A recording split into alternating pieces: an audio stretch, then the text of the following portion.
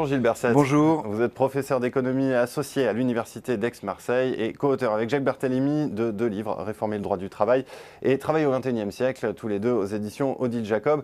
Alors vous êtes venu nous parler dans une précédente interview du projet de loi travail, comment en faire une loi efficace économiquement. On va s'intéresser aux impacts d'un surplus de flexibilité, on va dire. Alors à quoi faut-il s'attendre? C'est positif en matière de création d'emplois, ça amortit les chocs, comment est-ce que vous voyez les choses?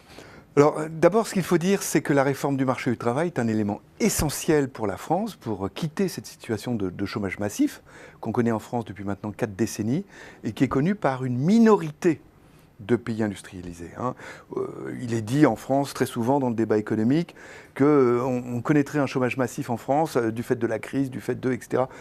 C'est totalement faux, c'est démenti par l'observation qu'on peut faire, que tout le monde peut faire. La majorité des pays développés sont au plein emploi. Très peu de pays connaissent un chômage massif.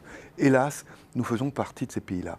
Et pour changer cette situation, la réforme du marché du travail est une brique, avec d'autres briques, d'autres éléments.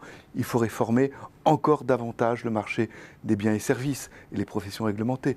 Il faut réformer l'État, il faut réformer la fiscalité, il faut réformer l'école, il faut réformer la formation. Il y a un tas de domaines à réformer. La réforme du marché du travail étant l'un de ces domaines, et ça contribuera à la création d'emplois. Et comment ça contribuera à la création d'emplois? En baissant, entre autres, le prix du risque pour les entreprises. Le risque économique, la prise de risque économique sera moins chère. Et du fait qu'elle sera moins chère, moins coûteuse, moins incertaine, les chefs d'entreprise seront amenés à prendre davantage de risques, ce qui sera favorable à l'innovation, à l'investissement, à la croissance, aux gains de productivité, etc. Est-ce qu'il faut néanmoins redouter une plus grande dualité entre insiders et outsiders sur le marché du travail? Si on regarde par exemple ce qui se passe au Royaume-Uni, est-ce qu'on peut dire que sur ce marché du travail plus flexible, il y a plus de dualité ou moins? Écoutez, la dualité est terrible en France puisque nous connaissons une situation de chômage massif et beaucoup de gens n'ont pas d'autre choix que l'emploi précaire en quelque sorte, soit en CDD, soit en intérim, avec des alternances de périodes de chômage, d'emplois précaires, etc. Quand un pays est au plein emploi, c'est-à-dire à 5% de chômage, voire à moins de 5% de chômage, comme c'est le cas en Allemagne, comme c'est le cas aux États-Unis, comme c'est le cas au Royaume-Uni, l'existence d'emplois à durée déterminée ou d'emploi intérimaire, quelque chose de beaucoup moins pénalisant.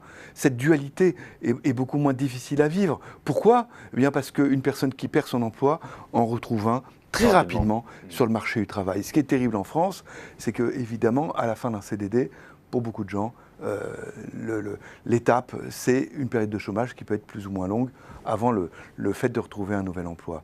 Donc vous voyez, la dualité en France est quelque chose de très dur à vivre. Dans un pays qui est au plein emploi, il faut espérer qu'on arrivera au plein emploi. C'est une réalité qui va avec la fluidité du marché du travail, le fait que les gens sont mobiles en termes professionnels. Vous l'avez un petit peu évoqué en début d'interview, vous avez insisté sur la nécessité de réformer la formation. Finalement, est-ce que dans un objectif de création d'emplois, une réforme de la formation ne serait pas plus efficace qu'une réforme du marché du travail? Alors, vous voyez, il n'y a pas plus efficace, moins efficace. De la même façon que je disais tout à l'heure, voilà, c'est un bouquet, que la réforme du marché du travail est l'un des éléments essentiels d'un dispositif plus global de réforme qui nous permettra de quitter la situation de chômage massif que nous connaissons en France depuis 4 décennies. La réforme du marché du travail elle-même est composée d'un ensemble d'éléments de réforme dont l'articulation des normes, comme on dit, où se définissent les normes qui régissent les relations entre l'entreprise et puis le salarié. Mais par ailleurs, il y a évidemment beaucoup d'autres domaines, la formation professionnelle en étant un qui est absolument essentiel. Et pourquoi c'est essentiel? Parce qu'une meilleure formation professionnelle faciliterait la mobilité professionnelle, mobilité évidemment entre secteurs d'activité et puis mobilité ascendante en donnant, je dirais, un espoir, une carrière, des perspectives de carrière à de nombreux salariés qui pour l'instant n'en ont pas. Eh bien, merci beaucoup Gilles Berset pour cet éclairage. Merci.